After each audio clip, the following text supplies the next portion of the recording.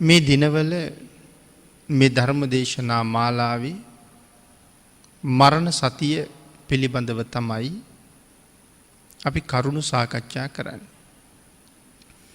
මරණානුස්සති භාවනාව පිළිබඳව කරුණු සාකච්ඡා කරමින් සිටි අපි පහුගිය ධර්ම දේශනාවේදී මහා සුදස්සන සක්විති රජ්ජුරුව පිළිබඳව කරුණු සාකච්ඡා කරන්නට යෙදුණා. මොකද මේ මරණ සතිය පැහැදිලි කරනකොට අපේ බුදුරජාණන් වහන්සේ විශේෂිත කරුණු 8ක් පැහැදිලි කරනවා. ඒ කරුණු 8න් තුන්වෙනි කාරණාව සාකච්ඡා කරනකොට ඒ තුන්වෙනි කාරණාව නැවත වතාවක් කරුණු 7කට බෙදෙනවා. ආන්ගේ කාරණා 7 පළවෙනි කාරණාව තමයි අපි මේ සාකච්ඡා කරමින් හිටියේ. ඒ තුන්වෙනි කාරණාව යස මහත්තතාවය. මහත් වූ යසසක් කීර්තියක් ප්‍රශංසාවක් සහ ධන සම්පත් තිබුණ අය මරණයට පත් වුණා. ඒ අය මරණයට පත් වුණා නම් මම කවුද කියන කාරණාවයි ගලපලා බලන්න. එමනම් මහත් යසස් තිබිච්ච අය සාකච්ඡා කරනකොට අවසානයේ කතා කළා මහා සුදස්සන රජුරුව පිළිබඳ. මහා සුදස්සන මහ රජුරුව මනාව ධ්‍යාන වඩලා සම්පූර්ණ කරලා හිටියේ. නිවැරදිව ධ්‍යාන වඩලා බඹලව යන්න සූදානම් වෙලා ඉන්න සුදස්සන මහ රජුරුවන්ට මරණය පිළිබඳව අල්ප මාත්‍ර බයක් නැහැ. මෙතන පැහැදිලි කරනවා මරණ සතිය හොඳට වඩපු කෙනාට මරණ බය ඇති වෙන්නේ නැහැ කියලා. මරණානුස්සතිය ඒ නිසා හරි වටිනවා. මේ ලෝකේ ජීවත් වෙලා ඉන්න අපි හැමෝම දවසක ඒකාන්තයෙන්ම මැරෙනවා. මට මැරෙනකොට බය හිතෙන්නේ නැති වෙයි කියලා හිතාගෙන හිටියට අවස්ථාවට මූණ දුන්නාම තමයි තේරෙන්නේ කොයි තරම් බයක් දැනෙනවද කියලා.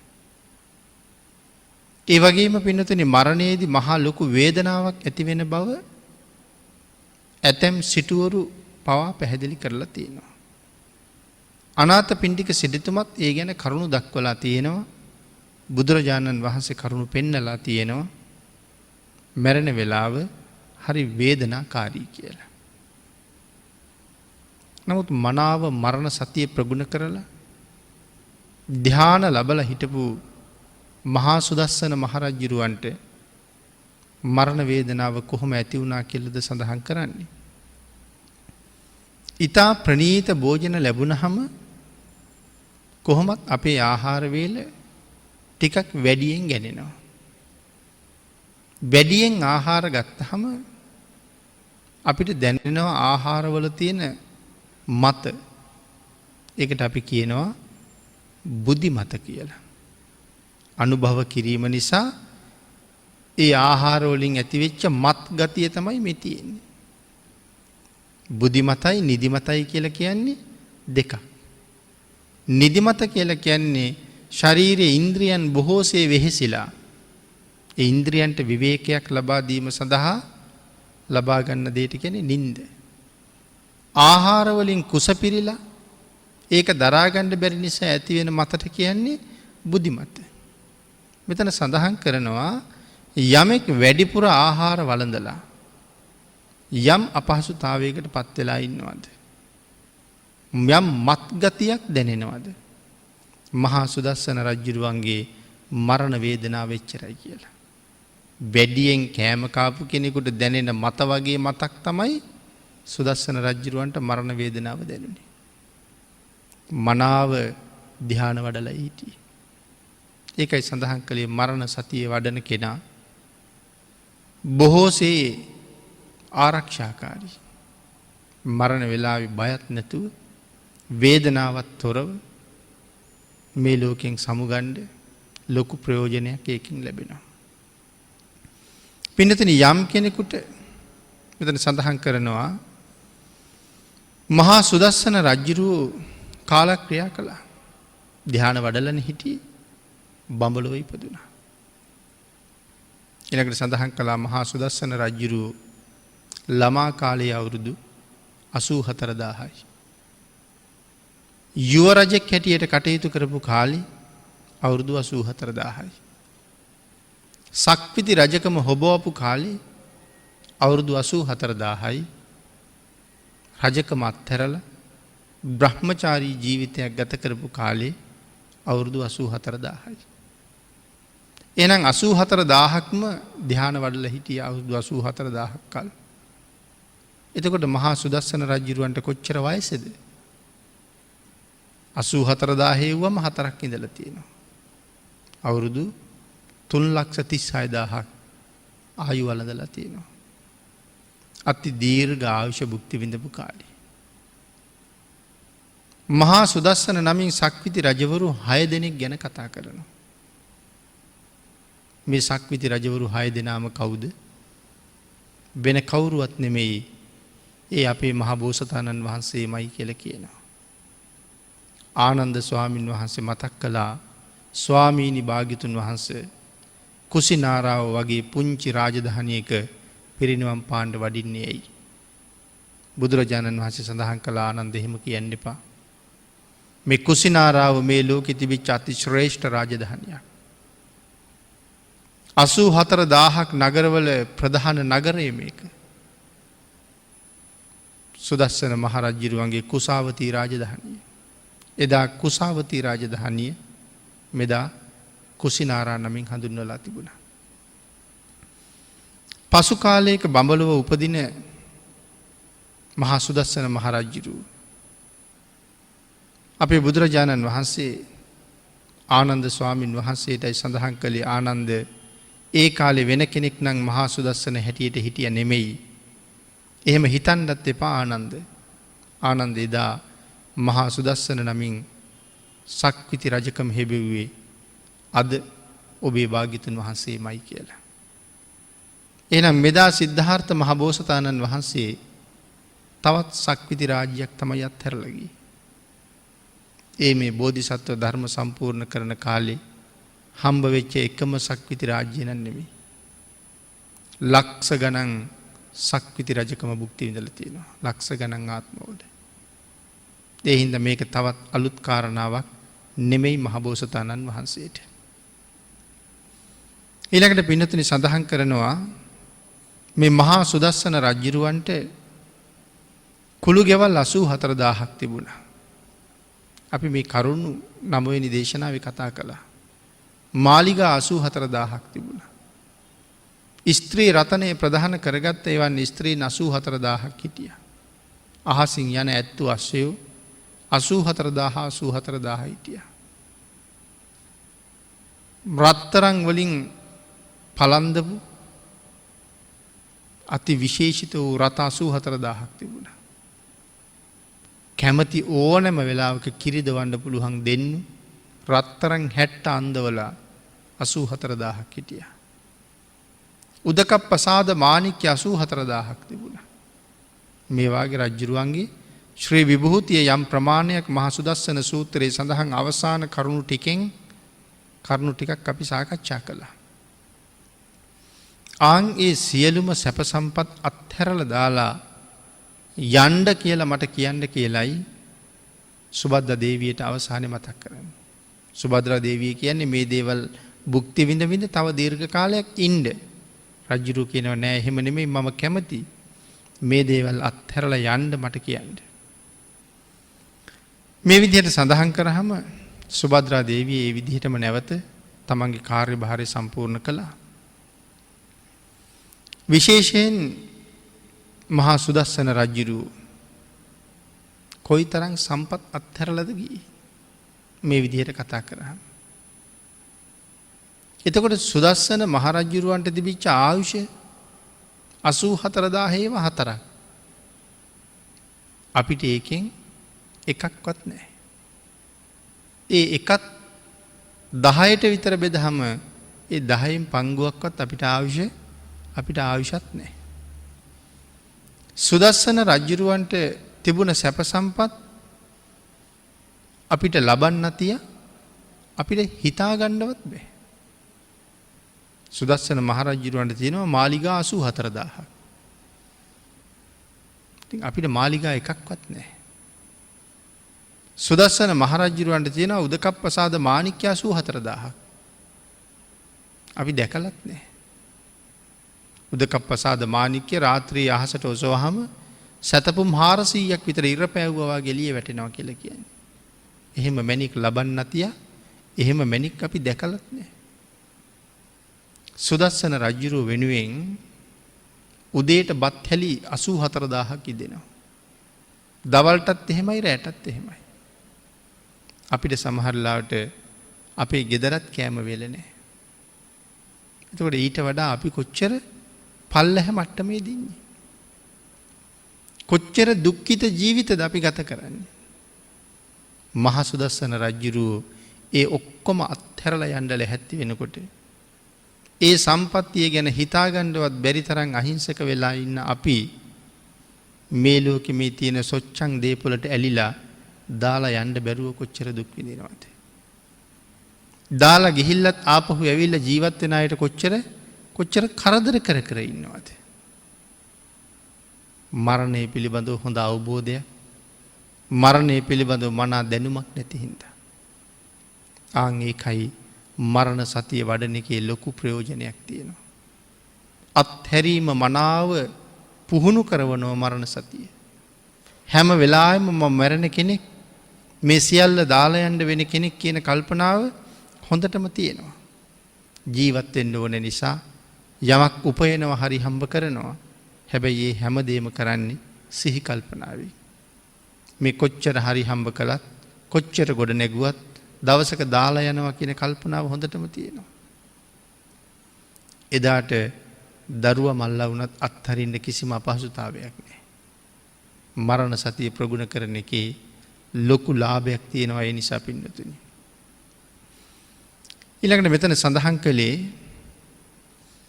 මේ මරණ සතිය මනාව දියුණු කරපු මහා සුදස්සන රජුරුව ගැන තව හුඟක් විස්තර තියෙනවා දීඝ නිකායේ මහා සුදස්සන සූත්‍රයේ. මීට වඩා අති විචිත්‍ර විස්තරයක් එහි අන්තර්ගතයි. පින්නතුනි, තව සඳහන් කරනවා මේ දල්හ නේමි හා නිමි ආදී රජවරුන් පිළිබඳව. දල්හ නේමි රජුරුව, නිමි රජුරුව පිළිබඳවත් කරුණු දක්වනවා.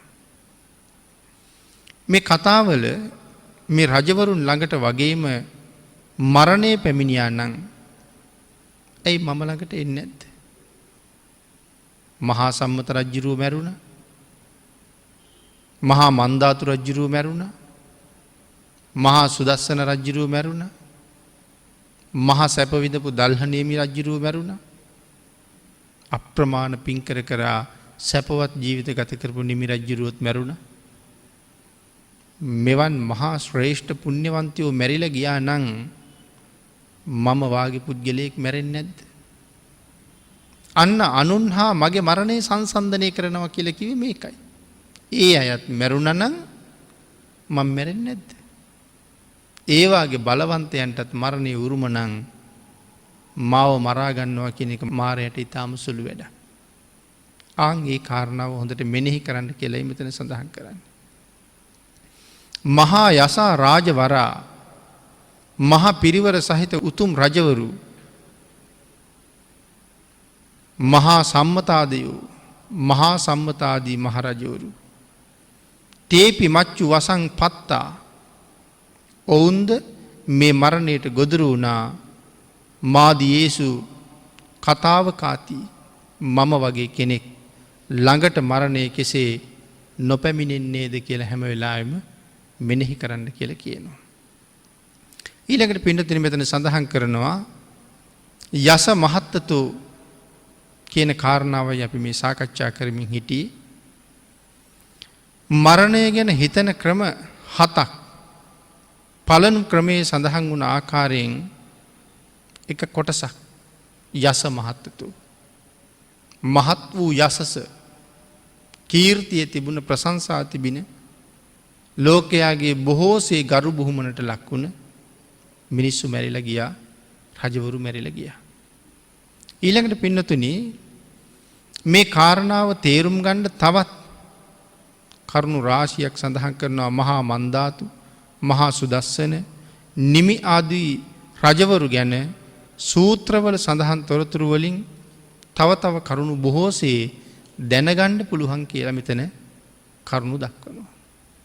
අපි මේ මරණ සතිය පිළිබඳව කතා කරනකොට ඒ චරිත පිළිබඳව බොහොම ස්වල්ප ප්‍රමාණයයි සාකච්ඡා කළේ. ඊට වඩා ඒ චරිත කොච්චර ගාම්භීරද කියලා අපේ සූත්‍ර ධර්මවල තියෙනවා. ඒ රජවරු කොච්චර බල සම්පන්නද කියලා අපේ සූත්‍ර ධර්මවල තියෙනවා. ඒ අයට තිබිච්ච සම්පත් කොච්චරද? ඒ තරම් බලවත් අය ළඟටත් මරණය ආවනම් මම කවුද කියලා ආපහු හිතන්න ඕනේ. මාරයට මම නිකම් මේ සුළඟින් අරගෙන යන පරඬල් කොලයක් තරම්වත් එහෙනම් වටින්නේ නැහැ. කොයි වෙලාවෙ මගේ ජීවිතේ මරා ගනීද කියලා අපි කවුරුවත් දන්නෙත් නැහැ. දෙවෙනි කාරණාව තමයි පුඤ්ඤ මහත්තතු. මහා පින් තිබුණ අය. එතකොට මේ කවුරු ගැනද සඳහන් කරන්නේ? ජෝතිය, ජටිල, උග්ග, මෙණ්ඩක ආදී සිටුවරු. අපේ ශාසනයේ හිටියා මහා පුණ්‍යවන්තයෝ 5 දෙනෙක්. ඇයි ඒගොල්ලන්ට මහා පුණ්‍යවන්තයෝ කියලා කියන්නේ? තමන් ළඟ තියෙන ධනය කොච්චරද කියලා දන්නේ නැහැ. තමන් නොදන්න තරම් අසීමාන්තික ධනයක්. දුන්නට ජීවිත කාලෙම දුන්නත් ඉවර වෙන බවක් නැහැ. ඒ තරම්ම ධනවත්. සංසාරේ මොන වගේද එච්චර ධනවත් වෙලා තියෙන්නේ? දානයම තමයි පින්නතුනි. මේ ලෝකේ දානය මොන තරම් උතුම්ද? මේ ලෝකේ දානය මොන තරම් ශ්‍රේෂ්ඨද? දානයක් දෙනවා කියන එක හරි සරලයි පහසුයි වගේ අපිට පේන්නේ. නමුත් බුද්ධ ශාසනය හරියටම දානය පිළිබඳව උගන්වලා තියෙන කරුණු දැනගන්නකොට දානය කියලා කියන්නේ මොන තරම් සංකීර්ණ මාතෘකාවක්ද කියලා තේරෙනවා. හරියටම දන් දෙන්න හොඳට බණ අහන්න ඕනේ. මොකද ඒ සූත්‍රවල දන් දෙන හැටි විවිධ විදිහට පෙන්නලා තියෙනවා. ධර්ම දේශනා 100 ගාණක් අහගෙන යනකොට නිවැරදිව දානයක් දෙන්නේ කොහොමද කියලා කරුණු ගණනාවක් එකතු වෙනවා. ඒ කරුණු ටික කැටි කරගෙන පොඩි කරගෙන අපේ දාන්නට ලෑස්ති වුණාම හරි සතුටුයි. එහෙම නැත්තම් වෙන කෙනෙක් නිවැරදිව පින්කමක් කරනවා දැක්කහම අපිට දුක හිතෙනවා. අපි කෙරුවට වඩා මෙයා හොඳට කළානේ. මම වියදම් කරපු තරම් වියදම් කරලත් නැහැ. ඒ වුණාට මට වඩා හරි පිළිවෙලයි. එහෙම දැනුණාම අපිට අපි කරපු පින්කම ගැන සතුටක් නෙමෙයි තියෙන්නේ දුක. පසුතැවෙන්න නම් එච්චර වියදම් කරපු එකේ තේරුමක් නැහැ. ගාන් ඒ හින්දා මනාව බණ අහන්න ඕනේ. එතකොට තමයි ජීවිතේ මේ කරුණු බොහෝසේ සම්පූර්ණ වෙන්නේ. එනම් මේ මහ පුණ්‍යවන්තයෝ 5 දෙනාට මේ තරම් ධනස්කන්ධය රැස්ුනේ දන් දීලා. සමහර වෙලාවට මේ කෝටි ගණන් වියදම් කරලා දන් දීලා නෙමෙයි. හරියට පින්කම කරලා. මෙණ්ඩක සිටුතුමා පසේ බුදුරජාණන් වහන්සේට දාන වේලක් දුන්නා. ඒ දන් දීලා කරපු ප්‍රාර්ථනාව විපාක දෙන්නේ. දුර්භික්ෂ කාලය වෙilla. කණ්ඩ බොණ්ඩ නැහැ. දුර්භික්ෂයේ දිනන්න කියලා ධාන්‍ය රැස් කළා. රටට බෙදුවා. එව්වා ඉවර වුණා. දුර්භික්ෂය ඉවර නැහැ. අන්තිමට තමන්ගේ දැසිදස්සුත් මාලිගාවෙන් පිටත් කෙරෙව්වා. ගෙදර අය විතරක් අමාරුවෙන් ජීවත් වුණා. එක දවසක් රාජ සභාවට ගිහිල්ලා එනකොට දරා ගන්න බෑ බඩගින්න. තමන්ගේ බිරිඳට කතා කරලා කියනවා අද නම් බඩගින්නේ මැරෙයි වාගේ. මොකවත්ම නැද්ද කෑමට කියලා. ඇයි සඳහන් කළා ස්වාමීනි අන්තිම හාල් පත ගෙදර තියෙනවා. සිටුතුමාට ඇති වුණේ පුදුම සතුටක්. ඔක කොහෙද තිබ්බේ කියලා ඇහුවා. මේක මම මහ පොළොව යට හංගලා තිබ්බේ. හාල් මිට දාලා එකතු කරපු ටිකක්. ස්වාමීනි කැඳ බොනවා නම් දෙවේලකට ඇති. බත් කනවනම් එක වේලයි. බත් උයන්නද කැඳ උයන්නද කියලා ඇහුවා. සිටුතුමා සඳහන් කළා දෙවේලක් කැඳ බීවත් තුන්වෙනි වේලක් නෑනේ. මැරෙන්නමයි වෙන්නේ. මැරෙන එකේ කැඳ බීලා මැරෙනවට වඩා බත් කාලම මැරිමු. බත්ම උයන්න කිව්වා. බත් ටික උයලා ගෙදර 6 දෙනයි. සිටුතුමයි සිටු දේවියයි පුතයි ලේලි තව 16කුයි මේ ආදි වශයෙන් ගෙදර පිරිසක් ඉන්නවා. කට්ටියටම බෙදුවා උයලා බත් ටික. සිටුතුමාගේ ටිකත් ළඟට ගෙනල්ලා දුන්නා.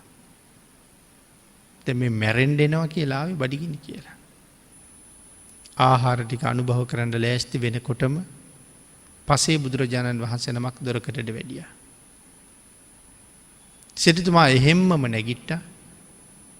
ගිහිල්ලා බැලුවා පාත්‍රේ මොකවත් නැහැ. ස්වාමීනි දාන්නේ නෑ නේද කියලා ඇහුවා. නෑ කියන්නේ. පුතේ තව දානෙට කල් තියෙනවනේ කියලා කිව්වා. නෑ ස්වාමීනි. තව කලක් නෑ. ඇතුළට වැඩම කළා. ආසන පනවලා වඩා හිඳෙව්වා. තමන්ගේ කෑම එක එහෙම්මම ගෙනාවා. පිළිගන්නනකොට භාගයක් පිළිගන්නට කිව්වා ඇති කියලා. ස්වාමීනි හාල් පතක් උයලා ගෙදරටම බෙදලා මේකේ තව දෙන්නෙකුට වළඳන්න දෙයක් නැහැ. මට මෙලවින් සංග්‍රහය එපා. පෙර ජීවිතවල මං දන් දීපු නැති බව සත්‍යයි. ඒකයි මෙච්චර දුප්පත්කම. කණ්ඩ නැතුව මැරෙන්න වෙලා තියෙන්නේ. නිවන් දක්නා ಜಾති දක්වා සාපිපාසාදී දුර්ගතියකට කවර කවමදාකවත් භාජනය නොවේවා. එහෙම කියලා තමයි පිළිගන්නේ. මං දන් දීපු නැති හින්දායි දුප්පත්කම. මේ දාන වේල මට ඒකට හේතු වෙන්න ඕනේ. ආශිර්වාද කරලා භාග්‍යතුන් වහන්සේ වැඩියා. සිටුතුමා බඩගින්න උහුලන්න බැරි හින්දා නිදාගත්තා. ඇහැරිලා බිරිඳගෙන් අහනවා අර මුට්ටියේ දන් කුඩේවත් නැද්ද කියලා. මට ඒ තරම් අමාරුයි කියලා. ඒ වෙනකොට මුට්ටිය හොදලා නමලා ඉවරයි. හැබැයි අතීත බිරින්දෑව තමන්ගේ ස්වාමියාට නෑ කියන වචනේ කීවේ නෑ. ස්වාමීනි මුට්ටියත් හොදලා ආපහු නැමුවා කියලා කීවේ නෑ. ඇය දන්නවා ඇයම තමයි හේදුවේ. නමුත් කිව්වේ මම බලලා එන්නම් කියලා. ගිහිල්ලා කෝකටත් මුට්ටිය ඇරලා බැලුවා. බලනකොට මුළු මුට්ටියම බත් වලින් පිරීලා. බොහෝම සතුටින් තමන්ගේ දානේ විපාකේ ලැබිලා බව දැනගත්තා. මොකද මේ 6 දෙනා ගෙදරම කට්ටිය තමන්ගේ ආහාර ටික පිළිගන්නවා පස්සේ භාග්‍යතුන් වහන්සේට එක එක ප්‍රාර්ථනා කරලා. සිටුතුමාටත් දුන්නා, ගෙදර අයටත් දුන්නා, තව ඉවර නැහැ. අසල්වැසියන්ටත් බෙදුවා, තවත් ඉවර නැහැ. ගමටත් බෙදුවා, තවත් ඉවර නැහැ මුට්ටිය. ඊට පස්සේ අඬබෙර ලැබුවා බඩගිනි ඇත්තෝ සිටුමාලිගාවට එන්න කියලා.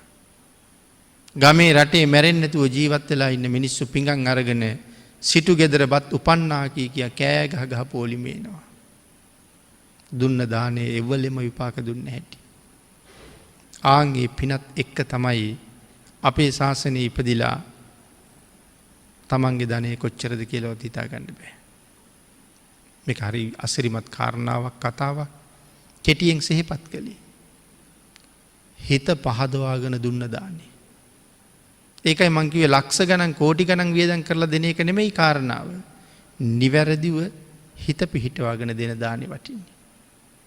මේ 5 දෙනාගෙන් මහම සිටුවරයා වගේ අමිත භෝගී සිටුවරු 5 දෙනාම කොච්චර ධනෙ දන්නේ. නමුත් මේ අයගෙන් මහා ධනස්කන්ධයක් තිබිච්ච කෙනෙක් මේ 5 දෙනාගේ පළවෙනියා වගේ හිටිය ජෝතිය සිටුතුමා. ජටිල කියලා සිටුවරියකුත් ඉන්නවා මේ 5 දෙනා අතර. දැන් බලන්න ඒගොල්ලන්ගේ පරතරي. ජටිල සිටුතුමා කහවණු ලක්ෂයක් වටින වස්ත්‍රයක් පැත්තක දාලා තිබ්බ කවුද ගන්නෙ බලන්න. මේක ගන්නෑ කවුරුවත්. ඒ තරම් වටිනවා. ජෝතිය සිටුතුමා දවසක් මේක අහුලලා ගත්තා. අරගෙන තමන්ගේ ගෙදර වැඩ කරන දාසියට දුන්නා. කහවණු ලක්ෂයක් වටින වස්ත්‍රයේ දාසියට දුන්නාම දාසිගේ මූණ නරක් වුණා කියලා සඳහන් කරලා තියෙනවා. අපේ සිටුතුමා මගෙත් එක්ක අමනාප වෙලාද? මගෙන් කිසි වරදක් වුණාවද්ද කියලා කල්පනාව. පස්සේ ඇහුවා මං අතින් මොකවත් වරදක්වත් වුණාද? ඇයි කියලා ඇහුවා. නෑ ස්වාමීනි අර වස්ත්‍රය මට දුන්නේ. ඒ තරම් නොවටිනා එකක්. දැන් දාසිට දුන්න මේ කහවණු ලක්ෂයක් වටින වස්ත්‍රේ ඇයි කියනවා ඒ තරම් නොවටිනා එකක් මට දුන්නේ කියලා. සිටුතුමායට කියනවා ගත දවට ගන්න දුන්න නෙමෙයි පාපිස්සට දාගන්න දුන්නේ කියලා. එතකොට සිටු මාලිගාවේ දාසි ඇඳපු ඇඳුම කොහොම වෙන්නේ නැද්ද? ඒ මාලිගාවේ දාසිය අඳින ඇඳුමත් කහවණු ලක්ෂයකට වඩා වටිනවා නම් සිටුවරු ඇඳපු ඇඳුම් කොහොම වෙන්නේ නැද්ද? සිටුවරුන්ගේ භෝජන කොහොම තියෙන්නේ නැද්ද? අන්තිමට ජෝතිය සිටුතුමා සේරමත් හැරලා අපේ බුද්ධ ශාසනයේ පැවිදි වෙලා රහත් වෙලා පිරිනිවන් පෑවා. විශාකා මහ උපාසිකාව බුදුරජාණන් වහන්සේට පන්සලක් හැදුවා. කුටි 1000කින් යුක්තයි. යට මහල 500යි උඩු මහල 500යි. පූර්වාරාමේ පූජා කරන දවසේ විශාකාවට ඒලියෝ 500ක් හිටිය කියලා සඳහන් කරනෝනිය. ඒ හැමෝටම පින්කම කියන්න ඇතිනේ. එක එහෙලියක් කහවණු ලක්ෂයක වස්ත්‍රයක් අරන් එනවා. මේක සමහර තැනක කහවණු දහසක කියලා කියවිලා තිබුණා. නමුත් කහවණු ලක්ෂයක වස්ත්‍රයක් කියලා ඒක නිවැරදි වෙන්න ඕනේ. කහවණු ලක්ෂයක වස්ත්‍රයක් අය අරන් එන්නේ පින්කමට පූජා කරන්න. අපිත් පින්කම් ගෙවල් වල යනකොට පූජා කරන්න පිරිකර එහෙම ගෙනහිල්ලා දෙනවනේ. ඒ වගේ තමයි මේ වස්ත්‍රය අරන් එන්නේ. විශාකාවට ඒක පෙන්වන්න ඇත්තේ මහත් ලොකු උජාරුවට. හරි වටිනවනේ. නමුත් ඇයට යෙහෙලියගේ හිත නරක කරන්නත් බෑ. ඒ හින්දා සඳහන් කළා ඔබම කැමති තැනක් බලලා දාන්න ඕක කියලා. යට මහලේ උඩු මහලේ දෙමහලේම ඇවිදලා බැලුවා. මේක දාන්න තැනක් නැහැ. ඇය කහවණු ලක්ෂයක් වටින වස්ත්‍රය අකුලගෙන හඬා වැටෙනවා. ඒක දැක්ක අපේ ආනන්ද ස්වාමින් වහන්සේ. ඇය ළඟට ඇවිල්ලා ඇහුවා ඇයි කියලා. ස්වාමීනි මම පූජා කරන්න ගෙනාපු මේ වස්ත්‍රය මේ මාලිගාවේ දාන්න තැනක් නැහැ. 2ට 3ට නමලා පාපිස්සකටවත් සුදුසු නෑ ස්වාමීනි. මේ කුටි 1000ක් පුරාවට දාලා තියෙන හැම පාපිස්සක්ම කහවණු ලක්ෂයකට වඩා වටිනවා. මගේ වස්ත්‍රේ තරම් බාලයි. එතකොට දැන් අපිට හිතා ගන්න බෑ මේ ඇත්තමද? මේ විදිහට පූජා කරන්න තිබුණද?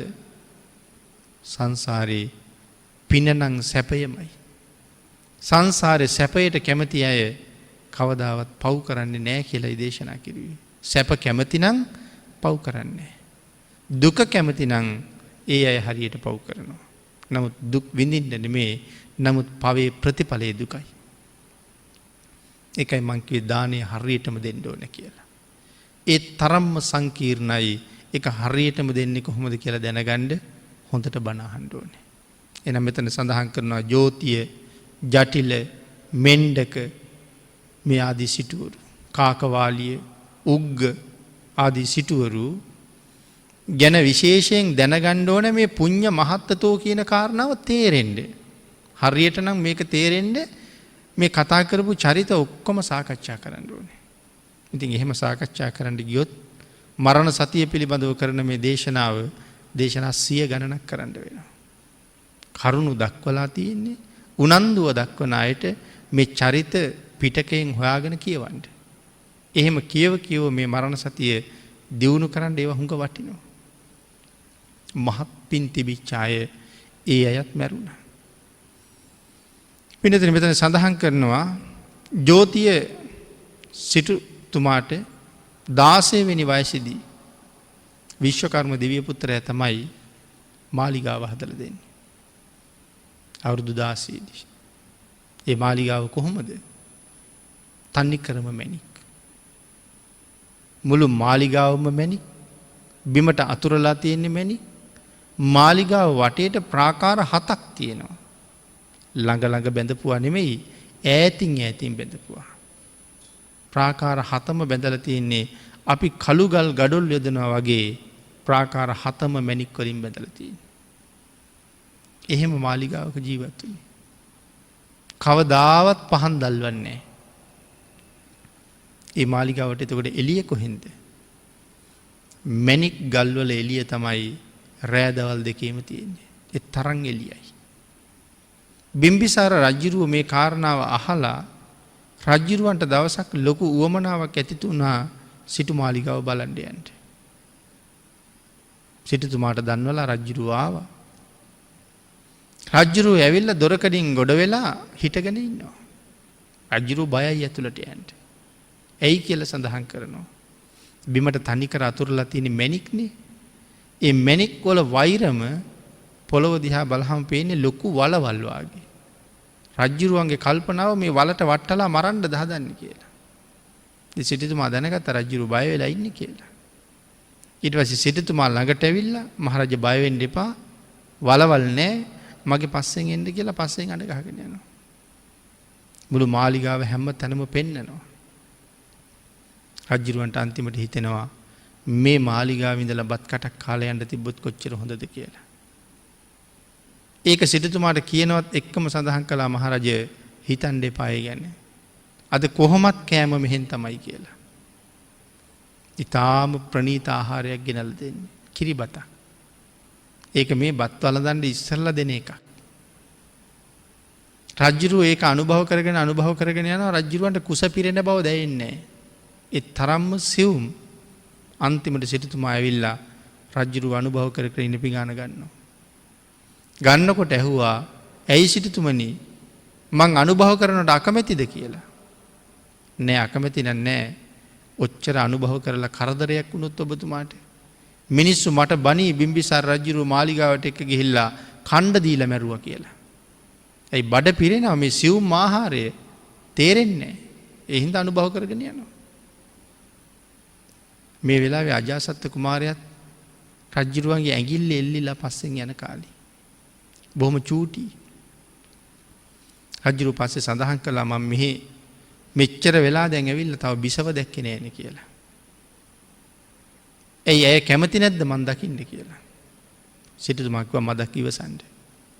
ඉක්මනට ගිහිල්ලා බිසවට කියහම රජ්ජුරුව ඇවිල්ලා කියලා බිසව අහනවා කාටද රජ්ජුරුව කියන්නේ කියලා. ඊට පස්සේ තමයි කිව්වේ ඒ අපේ රටේ නායකතුමා. යන්න ගිහිල්ලා බලන්න ගරු සත්කාර සම්මාන දක්වන්න. ඇය කියනවා මං සංසාරේ පින් කෙරුවා මදි වෙන්න ඇති. මොකද දැන් කාට හරි ගරු කරන්න යන්න වෙනවනේ. එහෙනම් මං පින් කෙරුවා මදි වෙන්න ඇති. කියලා රජුරු ගාවට ඇවිල්ලා සිටුතුමාගෙන් අහනවා මොකද මං කරන්න ඕනේ කියලා. වටහපතක් ගෙනත් දීලා කියනවා රජුරවන්ට පවන් සලන්න කියලා. රජුරවන්ට පවන් සලනකොට රජුරවන්ගේ ඔටුන්නේ තියෙන මැණික් වලින් දුමක් නැගුණා. ඇගේ ඇස් වලට ඒ දුම වැදුනහම කඳුළු වෙන්න ගත්තා. රජුරෝ දේවියගේ මූණ දිහා බලහම කඳුළු. රජුරෝ දන්නේ මේ දුමක කතාව. රජුරු සිටුතුමාට කියනවා කාන්තා පාර්ශවයේ කොහොමත් සිටුතුමනි ලෝභයි. ඔබේ බිරිඳට හිතෙන්න ඇති මම රජුරුව නිසා පස්සේ සේනාවක් අරගෙන ඇවිල්ලා මාලිගාව අයිති කරගනී කියලා. ඇයට කියන්නේ ජෝතිය සිටුතුමා මට සම්පතක්. මම මාලිගාව කොල්ල කණ්ඩෙන්නේ නැහැ කියලා. සිටුතුමා සඳහන් කළා නෑ ස්වාමීනි. එහෙම හිතලා නෙමෙයි ඇගේ ඇස් වලට කඳුළු ආවේ.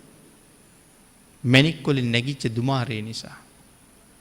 මගේ ඇස් කවදාවත්ම ගිනි එළිය දැකලා නැහැ. ඒ නිසා මගේ ඇස් වලට කවදාවත් දුම හුරු නැහැ. ගින්දර දැකලම නැහැ ජීවිතේ. එතකොට මේ මාලිගාවේ රැයට පහන් දැල්වන්නේ නැද්ද කියලා ඇහුවා. නෑ ස්වාමීනි. රෑ දවල් දෙකම ඇය නිදියන්නෙත් අවදි වෙන්නෙත් කෑම උයන්නෙත් මැණික් ගල් වලින්මයි. රජ්ජුරුව එතකොට තමයි අහන්නේ එහෙම මැණික් තියනවද කියලා. ජෝතිය සිටුතුමා තියඹරා ගෙඩියක් වගේ ලොකු මැණිකක් ගෙනල්ලා රජ්ජුරුවන්ට දීලා කියනවා මේ මැණික අරන් යන්න. අදින් පස්සේ රජ මැදුරත් මේ මැණිකෙන් එළිය කරයි කියලා. දැන් එතකොට බලන්න මේ සිටු මැදුරේ ජීවත් වෙච්ච අය විඳලා තියෙන සැප අපිට අහනකොටත් පුදුමයි ඇත්තද කියලාත් සැකයි. ඒ තරම් සැප සම්පත් විඳපු සිටුතුමත් සිටු දේවියත් දැසි දස්සොත් අද ඒ කවුරුවත් නැහැ. ඒ ඔක්කොටම මොනවා වුණාද? ඒ සියලු දෙනාම මැරිලා. අජාසත්ත කුමාරයා කල්පනා කළා මගේ තාත්තා වාගේ මෝඩෙක් මේ තරම් මාලිගාවක් දැකලා මේක අයිති කරගන්නේ නැන්නේ. රටේ රජුරුව වෙලා මම රජවෙච්ච දවසට මේ මාලිගාව මගේ කරගන්නවා. බිම්බිසාර රජ්ජුරු අපවත් වුණා. පස්සේ අජාසත්ත රජ්ජුරුවන්ට මේක මතක් වුණා මාලිගාව. පිරිසක් අරගෙන ආවා මාලිගාව කොල්ලකන්ට. කියන්නේ අත්පත් කරගන්න යුද්ධෙට. ජෝතිය සිටුතුමාගේ පිනට මේ ප්‍රාකාර 7ේම යක්ෂයෝ 7 දෙනෙක් ඉන්නවා. පළවෙනි ප්‍රාකාරයේ යක්ෂයෝ 1000ක් ඉන්නවා, දෙවෙනි ප්‍රාකාරයේ 2000ක් ඉන්නවා, තුන්වෙනි ප්‍රාකාරයේ 3000ක් ඉන්නවා, හත්වෙනි ප්‍රාකාරයේ ප්‍රධාන යක්ෂයාත් එක්ක යක්ෂයෝ 7000ක් ඉන්නවා. සිටුතුමාගේ පිනට සිටුතුමා ආරක්ෂා කරන්න ඉන්නේ. පළවෙනි ප්‍රාකාරය ගාවට ඇවිල්ලා මගදී නතර වෙලා බලහම කඩු ආයුධ අරගත්ත විශාල පිරිසක් ඉන්නවා. ප්‍රාකාරයෙන් එහා පැත්තේ වගේ. රජුරු පිරිස නැවැත්තුවා. ආවේ ලේසි වෙයි කියලානේ වැඩි. ලේසි නෑ තමන්ගේ සෙනග වගේම සෙනගක් ඉන්නවා. ඇත්තටම සෙනගක් හිටියද?